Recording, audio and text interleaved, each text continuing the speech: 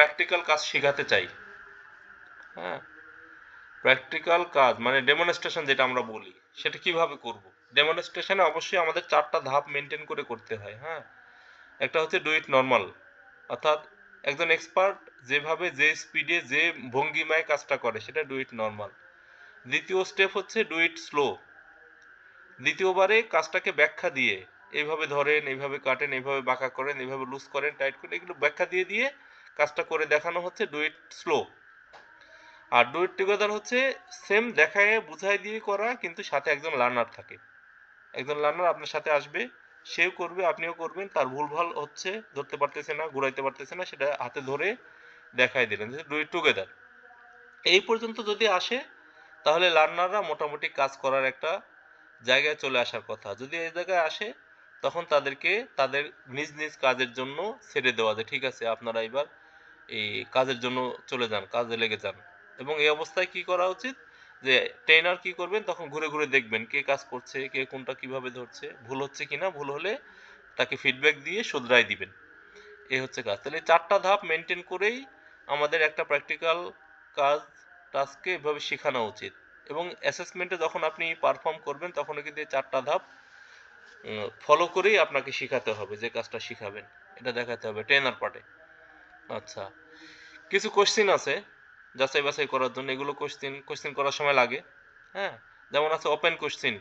Open question মানে যে কোশ্চিনের উত্তর লিখতে হয় এবং যারা উত্তর দেয় তারা যা মন চায় তাই লিখতে পারে, হুম, অর্থাৎ উত্তর লেখা থাকে না, চুজ করার বিষয় থাকে না, খোলা কোশ্চিন। যেমন প্রশ্ন হতে পারে যে সিবিটি এর বৈশিষ্ট্য লিখুন,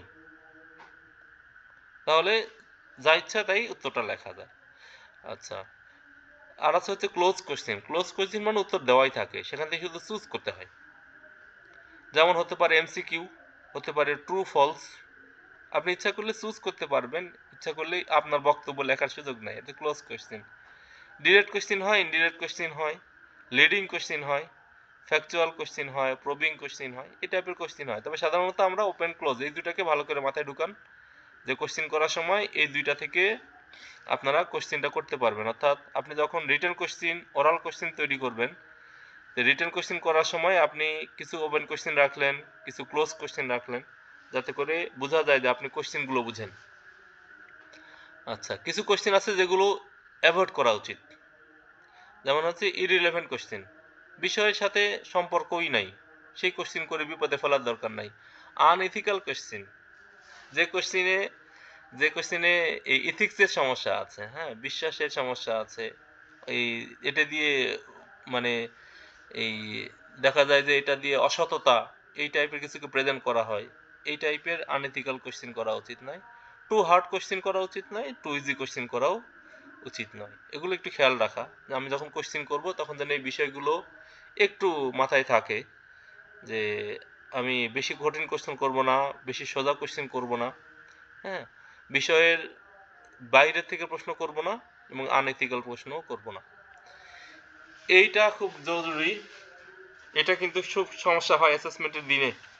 আপনার অ্যাসেসমেন্টে ঢুকে অ্যাসেসরকে দেখেই একদম কাঁপাকাঁপি করে দম টম আটকে এরকম হয়ে যাবে, অনেকের হয় যে টেনশন ফিল করে, ঘেমে যায়, কথা বের হয় না, হ্যাঁ, নিঃশ্বাস ঘন হয়ে যায়, এরকম হয়।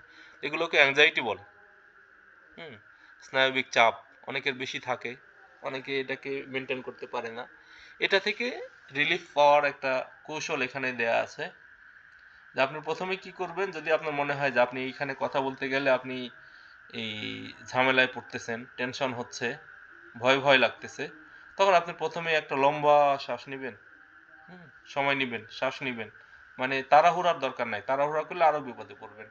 লম্বা শ্বাস নিলেন, লম্বা শ্বাস নিলে হয় কি, আপনার ফুসফুস থেকে রক্তে অক্সিজেনের মাত্রা বাড়ে, অক্সিজেনের মাত্রা বাড়লে তাহলে এই শ্বাস প্রশ্বাস যে ঘন ঘন হচ্ছিল সেটা আস্তে আস্তে স্লো হয়ে যাবে, প্রথম কাজ। দ্বিতীয় কাজ হচ্ছে এক্সারসাইজ বিফোর দি সেশন। আপনি যে সেশনে ঢুকছেন, অ্যাসেসরের সামনে ডেমনস্ট্রেশন দিবেন, আপনাকে আগে থেকেই বারবার বারবার প্র্যাকটিস করতে হবে, এক্সারসাইজ করতে হবে। প্র্যাকটিস করলে তাহলে আপনার দুর্বলতা এমনি করে যাবে। রিল্যাক্সেশন কিছু টেকনিক আছে, হ্যাঁ, রিল্যাক্স হওয়ার, হ্যাঁ, এটা বিভিন্ন জনের বিভিন্ন রকম হতে পারে। কেউ পানি খেলে রিল্যাক্স হয়ে যায়, কেউ একটু হাসাহাসি করলে রিল্যাক্স হয়ে যেতে পারে, কেউ হাঁটাহাঁটি করলে হতে পারে, হ্যাঁ, কেউ একটু বসে থাকলে হতে পারে, চোখ বন্ধ করে থাকলে হতে পারে। আপনার ক্ষেত্রে যেটা কাজে লাগবে এটা আপনি প্র্যাকটিস করবেন যে আপনি কি করলে রিল্যাক্স হন। হ্যাঁ, এরপরে 4 নাম্বারটা সবচেয়ে ইম্পর্টেন্ট, সেটা হচ্ছে প্র্যাকটিসিং পাবলিক টকিং। আপনি পাবলিকের সামনে এই বক্তব্য দিতে পারেন, এই প্র্যাকটিসটা করবেন। সাধারণত দেখবেন যে আমরা তো বিভিন্ন ইনস্টিটিউটে আছি, যেহেতু আমাদের তো বিভিন্ন সময় এই বিভিন্ন সেমিনার, বিভিন্ন অনুষ্ঠান, বিভিন্ন প্রোগ্রাম তো হয়। এই যে যেমন 16ই ডিসেম্বর, কালকের পরের দিন, এখানে দেখা যাবে যদি বক্তব্যের ক্ষেত্রে আপনার নাম আসে যে এই মোখলেস আপনার এখন বক্তব্য 16ই ডিসেম্বরের হলো গুরুত্ব সম্পর্কে, তো তখন দেখা যাবে যে আপনার নাম আসছে জন্য আপনি এখন কাঁপাকাঁপি শুরু করে দিলেন। এটা না করে প্ল্যান করেন যে কোনো একটা অনুষ্ঠান যদি হয়, ঘোষক যেন আপনার নামটা অবশ্যই ঘোষণা করে, এটা আপনার মনের ভিতরে রাখেন। তাহলে দেখবেন এই পাবলিকলি কথা বলার সুযোগ পাচ্ছেন, কথা বলতে বলতে জড়তা দূর হয়ে যাচ্ছে, আপনার অসুবিধা হবে না।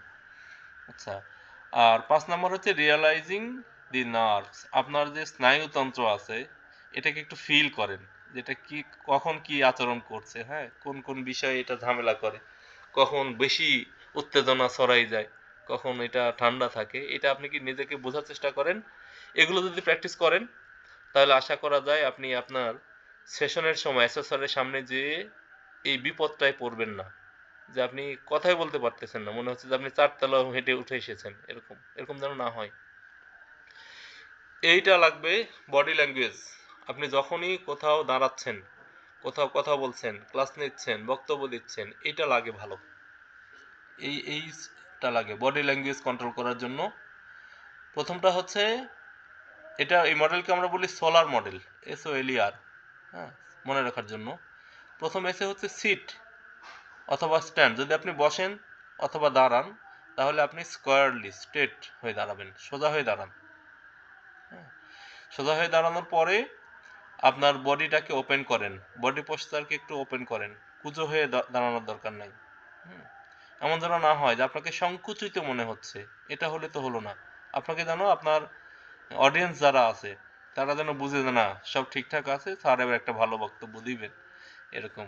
তাহলে প্রথম কাজ হচ্ছে স্ট্রেট হয়ে দাঁড়ানো, দ্বিতীয় হচ্ছে বডিকে ওপেন করা, ওপেন পোস্টার করে দাঁড়ানো, আর হচ্ছে তৃতীয় হচ্ছে লিন স্লাইটলি। এটা হচ্ছে যদি কারো সাথে ব্যক্তিগতভাবে কথা বলতে চান। অনেক সময় আমরা এই ডেলিভারি দেওয়ার সময় তো ফিডব্যাক দিই, এটা হচ্ছে না, এটা এইভাবে করো এইভাবে করো, তখন যার সাথে কথা বলছেন তার কাছে যে একটু নিচু হয়ে তার দিকে কাছাকাছি হওয়া, এটাকে লিন বলে। 3 নম্বর হচ্ছে 4 নম্বর আই কন্টাক্ট।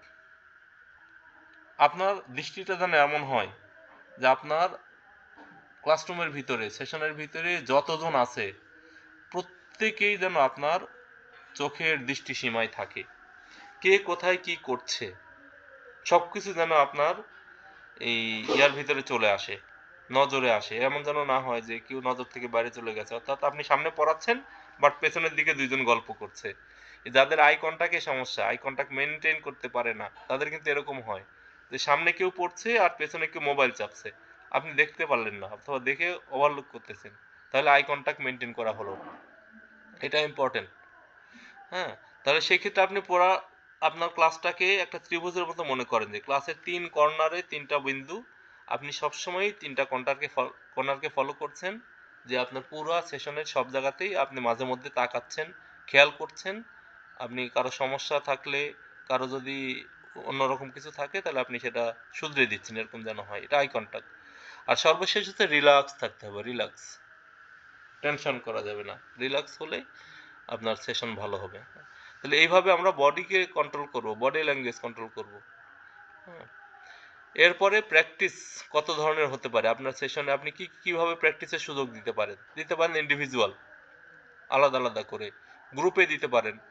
এরপরে সিমুলেশনের প্র্যাকটিস দিতে পারেন, যে ড্রাইভিং এ যারা দেয়, সিমুলেটর আছে তাদের।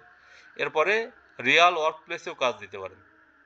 হ্যাঁ, সাপোজ যারা ইলেকট্রিক্যালে আছেন তারা যদি এরকম করেন যে ধরেন আপনার ইনস্টিটিউটে একটা রুমে আজকে ওয়্যারিং হবে, নতুন ওয়্যারিং হবে, তো আপনার ছেলেদেরকে নিয়ে ওই ওয়্যারিংটাই করে দিলেন।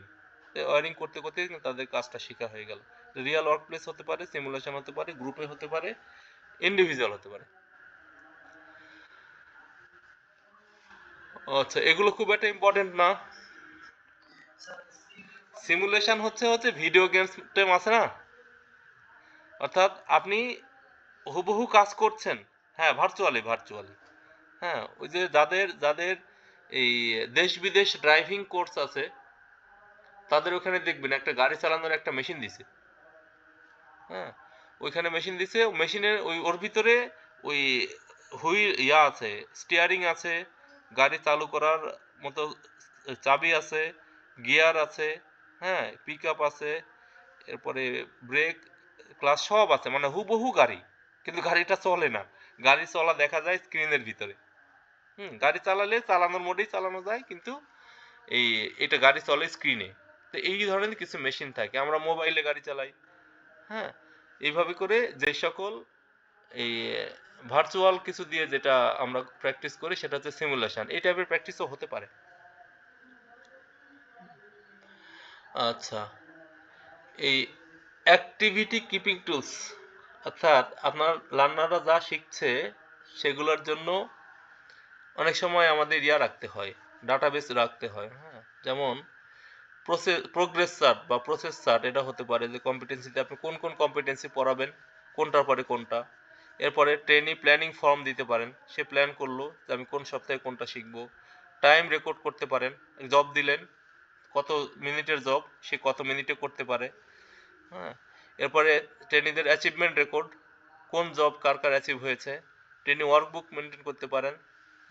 এরপরে ডাইরেকশনাল সাইন, এটা মেনটেন করতে পারেন। এগুলো দিয়ে আমরা কি করি, ট্রেনিদের বর্তমান অবস্থা কি, প্রোগ্রেস যাচাই করার জন্য, প্রোগ্রেস বোঝার জন্য এগুলো আমরা মেনটেন করতে পারি।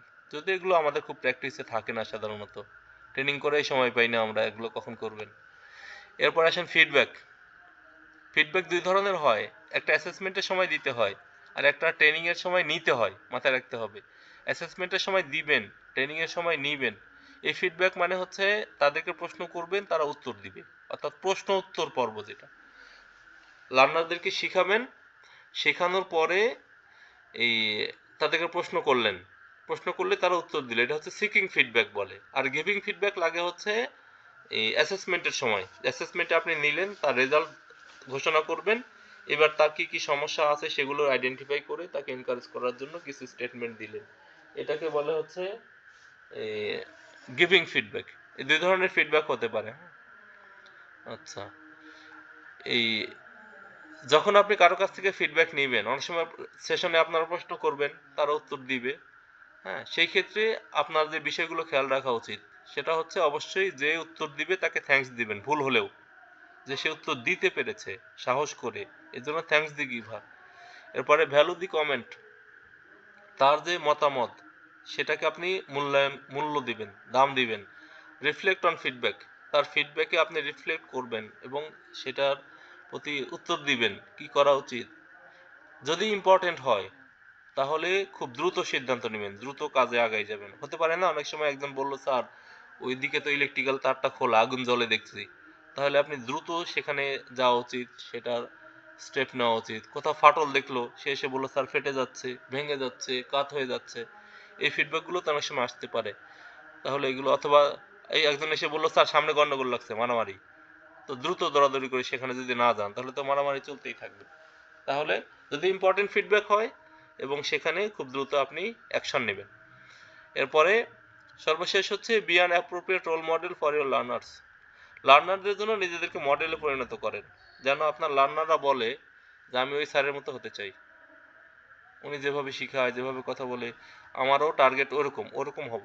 এরকম প্রত্যেকেই আমরা আমাদের লার্নারদের কাছে একটা মডেলে পরিণত হতে হবে। এটা হচ্ছে ফিডব্যাক রিসিভের ক্ষেত্রে আমাদের কর্তব্য। আচ্ছা, এরপর আসেন রিভিউ। রিভিউ কেন করতে হয়? হ্যাঁ, রিভিউর অনেকগুলো কাজ আছে, অনেকগুলো প্রয়োজনীয় ব্যাপার আছে রিভিউয়ের। হ্যাঁ, একটা হচ্ছে improve existing process, system and procedure. আমরা যে প্রসেস, সিস্টেম, প্রসিডিউর মেনটেন করছি সেটা ইমপ্রুভ করার জন্য, এর চাইতে ভালো কিছু করা যায় কিনা, এটার জন্য রিভিউ করতে হয়, পুনরালোচনা করতে হয় আর কি।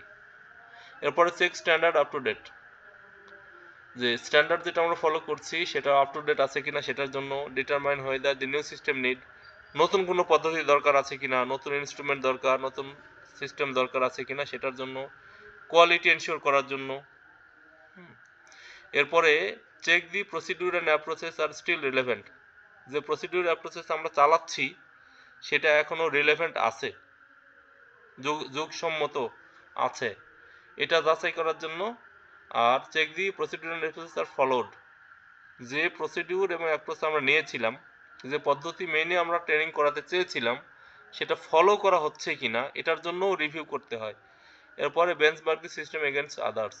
অন্যরা যে সিস্টেম চালাচ্ছে তাদের মধ্যে আপনারটা যে সেরা, আদর্শ, স্ট্যান্ডার্ড, সেটা প্রমাণ করার জন্য মাঝে মধ্যে আপনাকে রিভিউ করতে হবে। রিভিউ করে করে দেখতে হবে যে আপনার কোন কোনটায় ঘাটতি আছে।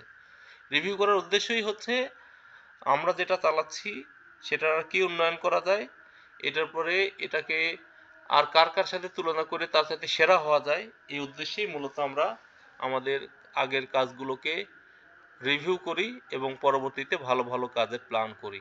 হ্যাঁ, ইভ্যালুয়েশন যখন নেবেন ট্রেনিংয়ের শেষে কিন্তু নিতে হয়, আমরা পরীক্ষা নেই, যাচাই বাছাই করি।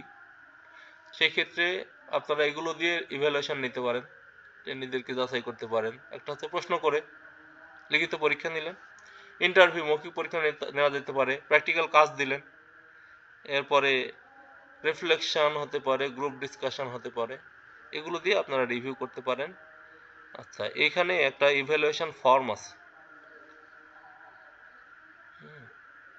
এখানে কিছু ব্যাপার আছে, এগুলোতে এই পার্সোনাল ইভ্যালুয়েশন ফর্মে একটা একটা অ্যাক্টিভিটিও আপনাদের এভিডেন্সের ভিতরে আছে, সেটাতে সেই সময় এটা নিয়ে কথা বলা যাবে আর কি। এই হচ্ছে অবস্থা।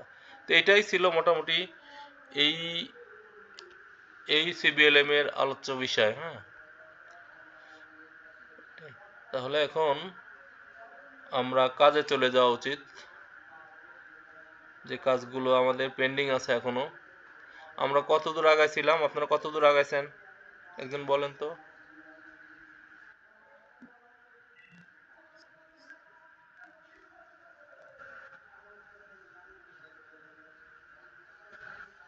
আপনারা কাজের কত দূর আছেন?